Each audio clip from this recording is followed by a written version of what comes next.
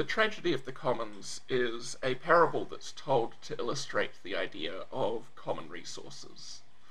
In the tragedy of the commons, we have a whole bunch of farmers sharing an area where where they would like to graze their animals. Each of the farmers wants to use this commons area, and the reason they want to use it is it's the most convenient place for them to use, otherwise they have to walk their animals further away. But this area isn't big enough for everyone to use. If everyone uses it, it becomes overgrazed and then becomes useless for everyone. The problem comes here if the commons area is not excludable. If we can't prevent people from using that area, and everybody still has this positive benefit from using it, then all the individuals are going to want to use the area, they'll choose to use the area, and so everyone eventually will lose out. So this is another good example of market failure, right? As we allow the use of this commons to continue unimpeded, we end up with worse outcomes for everyone. So the question then becomes, well, how do we stop this? How do we prevent the tragedy of the commons? Well, one good way to do it is to have a really good legal system, have a system set up so that we decide who is going to be able to use the commons area on what day, we set up a schedule. We've got to have some way of enforcing this as well though, right?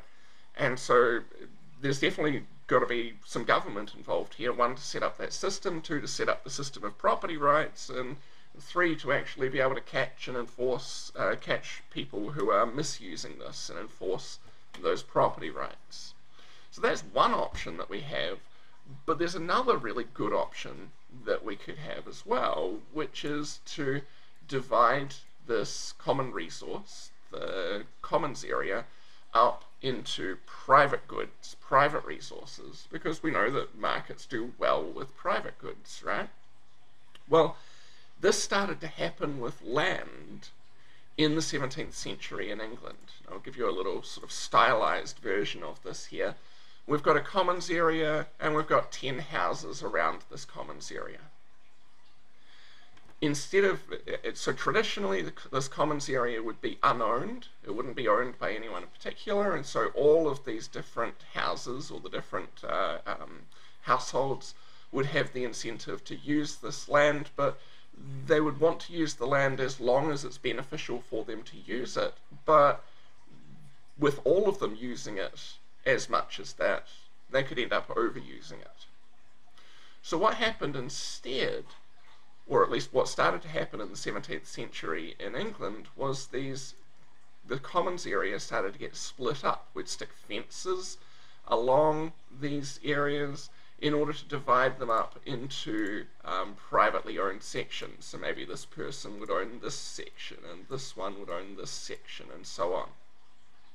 Now you might be looking at that going, Paul, that's a really weird way of doing this, having these very long strips of land. It seems like it would be more efficient to set them up like that, right? So this is, I think, person number 7, and they get this area. Person number 8 gets this area here. That seems like it would be more efficient, right? And certainly is a little bit more similar to how we have properties divided up now. But there was actually a really, really good reason why they got divided up into these very, very long strips of land, which incidentally were called an acreage and were exactly, well, this original area was, let's see, what is it, 220 yards by 220 yards. That was the original dimensions. They got split up into these strips of land, 220 by 22 yards. And that's actually our modern acre. An area of land with dimensions 220 yards by 22 yards is exactly 1 acre nowadays. But anyway, going back to this, why did they split them up into these very long strips of land? Well, it had to do with farming. It's much easier for your animals, your oxen and whatever, to plow in a straight line, and so you could do that for 220 yards before you had to turn them around and send them back the other way, and then they could go for another 220 yards before you'd have to turn them around again. it was more efficient to have these very, very long, narrow strips of land for the types of farming that were done